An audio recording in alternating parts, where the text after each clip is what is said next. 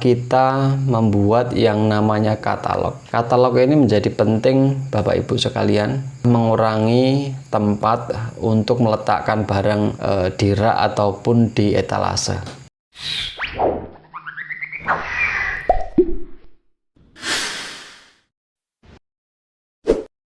Menata barang di toko bangunan menjadi hal yang sangat penting. Dengan cara menata dengan baik dan benar, maka akan menjadi daya tarik si pembeli. Bagi kita yang menjadi owner, tentu memperhatikan bagaimana cara menata barang tersebut dengan baik dan benar. Pada kesempatan video kali ini, kita akan membahas tentang bagaimana cara menata barang tersebut dengan baik dan benar. Dalam video ini, saya akan membahas lebih spesifik di toko bangunan. Cara menata barang di toko-toko bangunan tentu menjadi perhatian yang sangat penting sekali. Dalam hal ini saya akan membagi tentang 5 poin yang harus kita perhatikan dalam menata barang. Sebelum menata barang tentunya kita harus memiliki yang namanya tempat, yaitu dalam bentuk etalase ataupun rak. Kita pertama tempatkan barang-barang tersebut ke etalase ataupun rak. Poin pertama harus memiliki barang yang sifatnya kecil-kecil, yang ringan-ringan, kita letakkan di etalase, ditempatkan di depan karena menjadi daya tarik ketika orang datang akan membeli. Kemudian hal yang penting kedua adalah kita harus mengkelompokkan produk-produk ataupun jenis-jenis barang tersebut. Misalnya kita mengkelompokkan dari jenis merek. Misal kelompok pertama kita membagi barang dengan merek tertentu. Misal kita ambil contoh cat. Karena cat itu memiliki merek, memiliki warna yang sangat beragam, maka kita harus mengkelompokkan. Bahkan kita tandai di setiap atas kaleng cat itu dengan warna, ataupun kadang memiliki simbol-simbol. Dengan mengkelompokkan barang tersebut, maka ketika ada pembeli kita akan mudah mengambilkan barang tersebut, sehingga pelayanan di dalam toko itu akan berjalan dengan lancar dan berjalan dengan cepat. Dengan cara mengelompokkan barang ini, pertama selain mempermudah kita, kemudian pelayanan kita juga bagus dan juga terlihat barang di toko itu terlihat rapi. Tidak hanya di dalam toko saja, kalau kita berbicara di toko bangunan, kadang di luar toko pun juga terdapat barang-barang yang dijual di toko bangunan. Misalnya kita menyediakan pasir, menyediakan batu split, menyediakan besi. Nah, ini juga kita mengkelompokkan, dipisahkan dari barang-barang yang harusnya sifatnya bersih, ya, ditaruh secara rapi. Walaupun toko bangunan itu barangnya di hujan-hujan kan kena panas nggak masalah, tetapi kalau kita menatanya itu dengan rapi, ini akan menjadi tampilannya lebih baik sekali. Yang ketiga adalah kita harus memetakan barang-barang yang sifatnya fast moving dan juga slow moving. Fast moving itu kita tidak perlu kita menampilkan barang-barang tersebut di depan, ya, karena sifatnya cepat dan biasanya orang konsumen datang ke toko kita itu pasti memiliki pikiran pasti bahwa barang tersebut selalu ada di toko bangunan. Apa yang sifatnya fast moving ini, misal yang tiap hari laku ini adalah, saya berikan satu contoh seperti semen, seperti paku. Jadi konsumen itu datang ke toko bangunan itu pasti tidak akan berpikir pasti tidak ada paku, pasti tidak ada semen. Namanya toko bangunan, yang menjadi barang pokoknya itu ya seperti paku, semen itu pasti ada. Ini sifatnya setiap hari ada saja pembelinya. Maka ini barang fast moving. Tidak perlu dipamerkan ataupun ditampilkan di muka toko, karena pasti barang tersebut ada.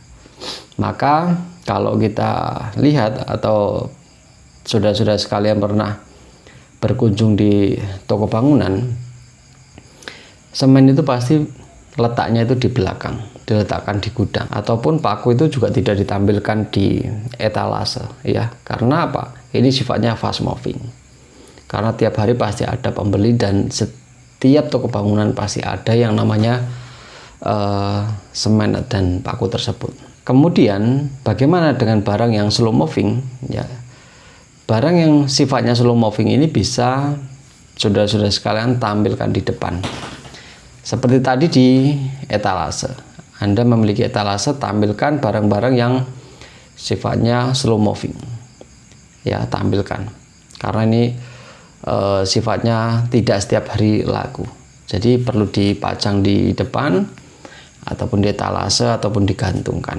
Dan ini ya kita juga harus menjaganya ya, jangan asal di depan, taruh depan, etalase depan, tetapi tidak bereskan ataupun meletakkannya sembarangan. Maka nanti akan menjadi pekerjaan dua kali. Harusnya ketika ada orang beli, kita langsung menemukan barang tersebut dan memberikan barang tersebut, kita harus mencari letaknya di mana. Ini hal yang sangat penting sekali ya, adanya barang fast moving dan juga slow moving. Poin selanjutnya adalah kita membuat yang namanya katalog ya. Katalog ini menjadi penting Bapak Ibu sekalian. Pertama adalah mengurangi tempat untuk meletakkan barang di rak ataupun di etalase dengan menggunakan katalog ini. Kuncinya kita pelaku bisnis toko bangunan memiliki yang namanya tempat penyimpanan ataupun gudang. Barang-barang yang stoknya banyak tidak selalu kita tampilkan semua di etalase, tetapi di etalase itu hanyalah sebuah katalog saja, itu sudah mewakili. Ketika ada orang tanya, kita hanya menunjukkan katalognya saja. Misal ada orang tanya untuk atau akan membeli cat gitu kan, nggak mungkin kita membawakan cat itu satu-satu ke depan si pembeli. Membawakan cat itu, misalnya cat 5 kilo kan juga berat kalau kita membawa contoh satu-satu. Cat warna merah, warna putih dan seterusnya. Maka perlu yang namanya katalog. Katalog ini akan mempermudah. Maka teman-teman sekalian juga bisa memodifikasi ya, katalog itu tidak hanya atau produk cat saja, tetapi bisa juga teman-teman bisa buat katalog sendiri, misal dalam pelistrikan dan seterusnya. Nah, ini juga boleh Anda buat katalog sehingga tempatnya juga rapi dan barangnya tidak menumpuk, tidak jelas ya.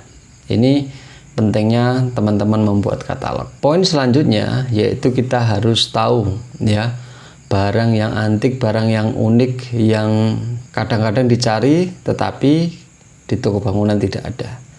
Maka teman-teman sekalian juga harus, pelaku bisnis toko bangunan harus tahu, tetap menyediakan barang-barang yang sifatnya unik dan antik. Kadang-kadang orang datang cari, dan orang ini kadang-kadang kebutuhannya itu tidak setiap hari ya. Kebutuhannya tidak setiap hari tetapi harus ada.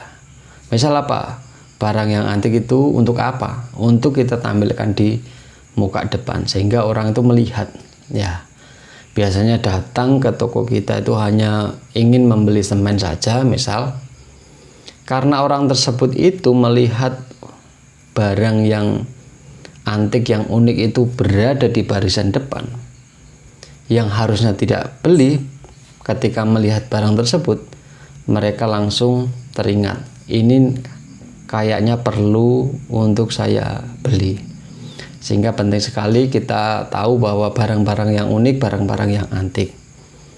Saya kasih contoh saja, ada satu kasus dulu ya, atau konsumen membeli rantai. Kan kadang-kadang kita tidak terpikirkan kenapa kita harus menyetok rantai, tetapi mau nggak mau kita harus ada barang-barang yang sifatnya seperti itu ya. Ini teman-teman sekalian boleh lah, kalau ketika melihat barang ini nampaknya cocok untuk di tempat saya ya. Nah, pilih dan cari barang yang unik itu dan tampilkan di muka-muka depan di toko kita, di etalase kita, dan itu menjadi daya tarik seorang pembeli ketika datang di tempat kita. Nah, itulah teman-teman sekalian tentang cara penataan barang yang harus kita perhatikan di toko bangunan. Semoga info ini bermanfaat bagi teman-teman sekalian. Terima kasih.